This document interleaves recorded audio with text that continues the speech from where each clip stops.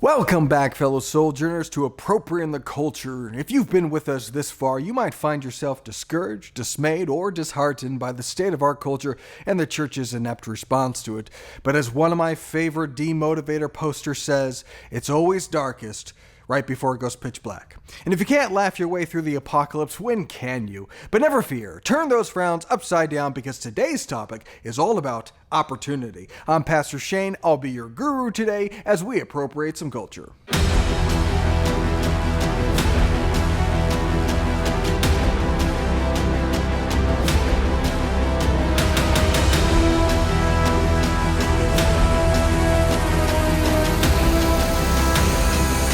So the argument thus far is that Christians and churches should be engaged in the arts because music, movies, and television are the primary drivers of the culture, and the cultural milieu greatly impacts the receptivity of the gospel.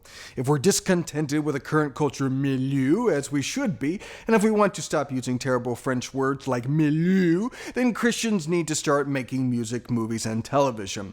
But we're not very good at that, particularly movies, for a myriad of reasons, such as a history of antagonism, a misunderstanding of scripture, bad consumers making for bad producers, and a failure to recognize the audience and speak their language, which we covered all of those in previous episodes. If you missed those, you can go back and watch them.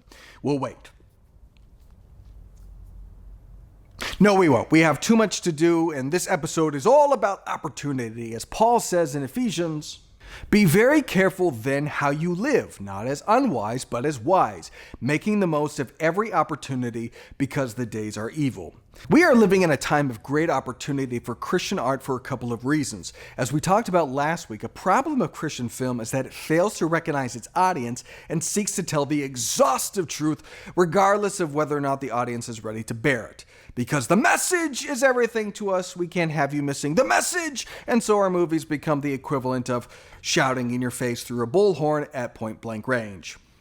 But Christians are not the only ones who are susceptible to this pitfall. In addition to suffering from starvation, disease, and extreme poverty, North Koreans also have to endure North Korean films, which, like most Christian films, are hollow propaganda pieces obsessed with a message and therefore devoid of artistic merit. The late Kim Jong-il loved movies and hated North Korean films, and hated them so much that he sought to rectify it by writing a book on the art of cinema, and even kidnapped a South Korean director and his movie star wife and forced them to make movies for him. That's messed up. But it leads us to our new segment, Kim's Corner.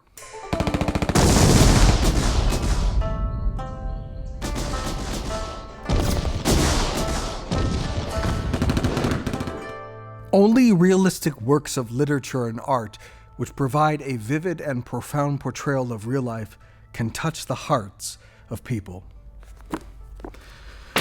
It's hard to tell truthful stories when your entire society is pretending to revere Mr. Toad, but Kim Jong-il at least rightly recognizes that art and entertainment are powerful things that can shape a culture. But he also comes to realize, through the terribleness of North Korean film, that effective cinema needs to be more than just about the message. And hopefully that's a lesson we can learn without tormenting, torturing, and subjugating millions of people. And now a word from our sponsor. Appropriating the Culture is brought to you by communism. Wait, what? Communism? Wasn't that the early church? No, you're thinking of altruism. When we divided a nation in half, communism is the one without electricity. When we divided a city in half, the communist side was the one that people tried to flee from. If you wanted to test an ideology, dividing a nation or city in half doesn't get much more scientific than that. Communism literally fails wherever it's tried. But maybe this time it'll work. Alrighty, so dirty, rotten, stinking pinko communists are not the only ones making terrible movies by abandoning all subtlety, nuance, discovery, or ambiguity in favor of the message. Hollywood, too, is getting in on the action. The movie industry has shifted to be more concerned with how it's made rather than what is made. The Academy of Motion Picture Arts and Sciences' recent diversity initiatives changed its membership roles after too few Oscar nominees were black. But that wasn't enough. No, new Oscars standards were applied so that Best Picture contenders must be inclusive in order to compete. In order for a film to be eligible for Best Picture, a film must meet at least 2 standards across 4 categories: on-screen representation, themes, and narratives. So for instance, at least one of the lead actors or significant supporting actors needs to be from an underrepresented racial or ethnic group. Or at least 30% of all actors in secondary or more minor roles need to be from certain underrepresented groups. Or the main storyline, theme, or narrative needs to be centered on an underrepresented group. Now, I don't know about you, but when I think about high art, I naturally think of quotas and pre-approved subject matter. Hollywood has fallen into the same trap. The message is everything, and it's reduced modern film to wacko wokesters shouting slogans at us through a bullhorn. They're garbage films. Just hollow propaganda pieces like North Korean films, or like most Christian films. But therein lies the opportunity for us, because most people just want good storytelling. And increasingly, Hollywood is incapable of doing that as it goes more and more woke. It's either vacuous comic book schlock for the 400th millionth time, or the latest intersectional Mad Lib where every picture is about a vegan, black, trans, queer woman who fights for social justice and destroys systemic oppression by overthrowing the patriarchy through the power of her lived experience. Of course, the main character will have to be played by a real vegan, black, trans, queer woman because acting is forbidden to the woke. And if you think I'm joking about that, you haven't been paying attention. Those films haven't been recast, but they have been canceled, probably because it's hard to find a vegan, black, trans, queer woman who's also really good at acting. The net effect of that is going to be worse acting, worse films, in service to the woke. And there's the opportunity for us to be better storytellers and filmmakers than what's in the market. And Christians are capable of this. You know what the best news satire is in the market right now? It's the Babylon Bee. Babylon Bee. No qualifiers. The Babylon Bee is the gold standard. I mean, think about it. When's the last time you reposted something from The Onion? The news satire site that makes waves in our culture is The Bee. And it does that simply by making jokes. It pokes fun at Christians and atheists and Republicans and Democrats. It's trying to be funny. Now, it is coming from a Christian perspective, yes, but it's far more liberated than the ideological bondage of the wokesters. The Onion, The Daily Show, Samantha Bee, John Oliver, and countless others are far more interested in adhering to an ideology than telling a joke. And the most important thing about satire is not the ideology, but whether or not it's funny. Now, I've never seen a joke convert someone to Christianity. If it has, we should probably be telling that joke more often. No, jokes are not good conversion tools, and neither are movies. But what they can do is affect the culture. There are prejudices, there are preconceived ideas, there are people who are hardened to Christianity. Christians are prudes. Christians are boring. Christians are stick in the muds.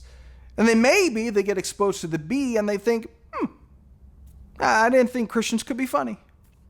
That's a small thought, and no one's going to be converted by it.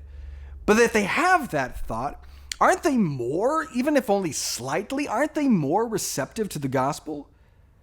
Because that's how influence in the culture works. Movies and televisions, they have perspective, but art nudges and woos. It doesn't ravish. If we learn this lesson, Christians can become the gold standard when it comes to filmmaking. And there's never been a better time because of the cost of entry.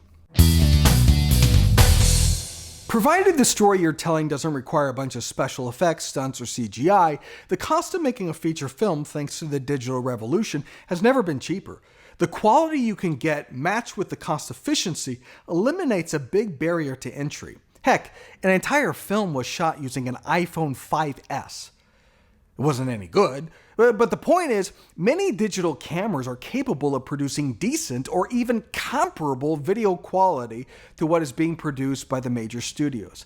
And even before the digital revolution, micro-budget films were possible if you were smart about it. Primer cost $7,000, Following cost $6,000, Paranormal Activity cost $15,000. And not only is the quality and cost manageable to make a film, but distribution is as well. Theaters are dying. And it's not just because of COVID, though that accelerated things.